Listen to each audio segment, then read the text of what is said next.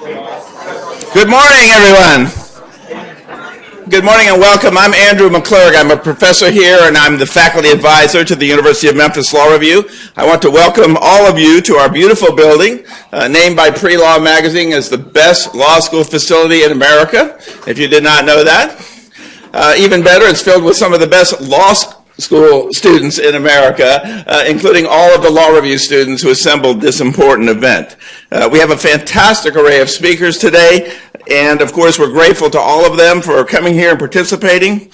I wanted to take a moment to thank the Law Review editorial board and staff for all of their work.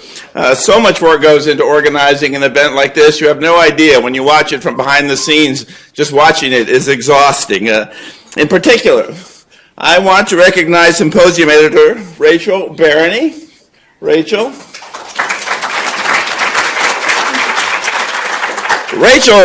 is purely simply a force. If you have not met her, seek her out. Her energy alone will brighten your entire day. Symposium planning is a long process. It starts long in advance, and Rachel had the foresight more than a year ago to recognize the growing importance of the opioid crisis. Her efforts in putting this together have been nothing short of extraordinary. This is the first time in the law school's history that we've been able to offer the Law Review Symposium without charging a substantial registration fee. And this is due solely to the creative and tireless efforts of Rachel in raising funds from a variety of outside sources. So please join me again in thanking warmly Rachel Barany. But no one person can pull this off. It's truly a team effort. She had a lot of help from the rest of the Law Review editorial board and staff. Bless their hearts, most of them sacrificed their seats in the Wade Auditorium here today to make room for you, our honored guests, and are watching it from the live stream up in the historic courtroom. So thank you to all of them. Too many people to name, but they certainly include our editor-in-chief, George Scoville, and our managing editor, Connor Dugas. Thank you so much to all of you. Enjoy your day and this impressive program addressing one of America's most challenging and heartbreaking issues.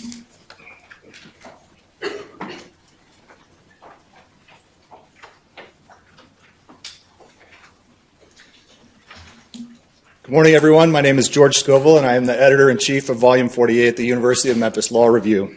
We are the flagship scholarly legal journal here at the University of Memphis.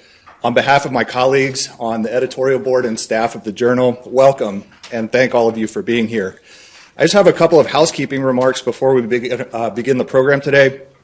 First, I want to say thank you to all of our sponsors, especially our platinum sponsor, Lakeside Behavioral Health System, and our gold sponsors, Bank Tennessee and Lewis Thomason. Without their generosity, today would not have been possible. So if you're wandering around the building today and you see somebody with a sponsor ribbon on their name tag, please do me a favor and join me in thanking them for their support today. Second, the University of Memphis Law Review publishes a bound issue 4 times a year, so once every quarter, and we will be publishing an issue dedicated to this event today, later this spring or early in the summer. If you would like to obtain a copy, we've included an order form for your convenience, which is in your conference materials. You're welcome to fill it out and leave it with our staff at the registration table, or you can take it with you and mail it back to us if you like. More broadly, I'd like to encourage you to subscribe to the journal. We publish scholarly commentary from literally all over the world, and your subscription will help students develop critical research, writing, and editing skills as they enter the legal profession. Finally, it is my honor to introduce our MC today, my colleague, symposium editor, Rachel Barany. A graduate of Butler University in Indiana, Rachel earned a Doctor of Pharmacy in 2015 before coming to Memphis for law school. She holds active licenses in both Indiana and Tennessee. She serves on the advisory committee for the American Pharmacists Association Institute on Alcoholism and Other Drug Dependencies and on the Institute Scholarship Selection Committee, and she also mentors pharmacy students. If that wasn't enough, she is also a candidate for Master of Public Health in addition to studying law with us here at the Cecil C. Humphreys School of Law.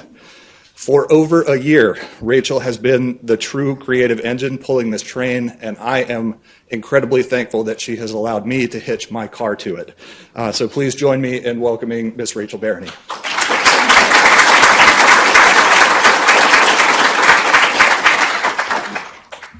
So good morning, everyone. This day has, like both my colleague George has mentioned and Professor McClurg, has been in the works for a very long time, and it is finally here. First, I appreciate the very glowing remarks from Professor McClurg and George. Without George's leadership for the law review, this would not be possible. And without Professor McClurg's continued support throughout this entire process, when any bump has come up and gone to advocate on behalf of the law review, we couldn't do this work without either of them. This morning, what I'm really up here for is to just briefly discuss this pathways approach and the idea that is really the backbone for this day. This approach recognizes that this epidemic stems from dueling sources, both legal and illegal. And the morning, we will look at issues on the legal pathway, so things affecting the drug manufacturers, healthcare providers, and patients. In the afternoon, we will look at things on the illegal pathway, including law enforcement, issues with drug imports, and the law enforcement, the criminal justice system.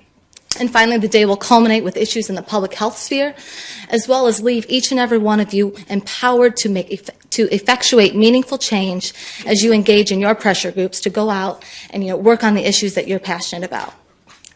Without further ado, it is my absolute privilege to be able to present everyone here today with a message. George has helped me as we have went to the Governor Haslam and to have a message, and he's agreed to prepare one, and we are going to play that now. He would like to address the attendees here today because of the importance of this issue and how much we appreciate everyone. Good morning, everyone. I'm Governor Bill Haslam. Thank you for